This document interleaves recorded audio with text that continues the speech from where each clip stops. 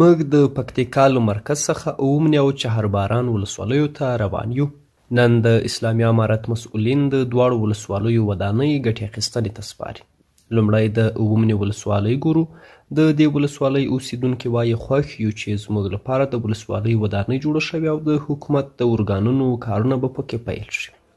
ولسوالي هم وایي د خلکو د ستونزو حل ته به لومړیتوب ورکوو او اړوند ستونزې به په خپل وخت مرکز ښرنې ته رسوي.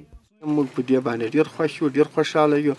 الحمدلله چې د اسلامي امارت له طرفه موږ ته دا ولسوالي په اساسي ډول باندې جوړه شوله. ودانۍ چې دا ټول د موږ لپاره ډېره د خوشحالي خبره ده. انشاءالله تعالی ډېر ښه ښایسته امن ده. ډېر دا خلک دا مخلوق ډېر سخت خوشحاله ده. له دې ځایه کابو 2 ساعته مزل لرو. د خرابې لارې له امله مازدیګر مهال چهرباران ولسوالۍ ته ورسېدلو. دلته هم خلک د اومنې په څیر خوښي ښیي او وایي چې د دوی لپاره د ولسوالۍ ودانۍ لوی غنیمت دی. ډیر د امارت نه خوشحاله یو ځکه موږ ته په تیر دولت کې دلته هیڅ کار نه دی سوی. دا ټول ولس ډیر غریب دی. دلته نه څوک کار ته راتلل، نه چاته یو روپۍ دلته کومک رسېدلی دی، نه چا سره مرستې سوي دي. الحمدلله اوس خو دلته 5 کمرې فعالې دي، لوی لوی کمرې دي. نو دلته چې قضا موجوده ده، الحمدلله د زراعت مدیریت موجود ده او د استخباراتو مدیریت موجود ده.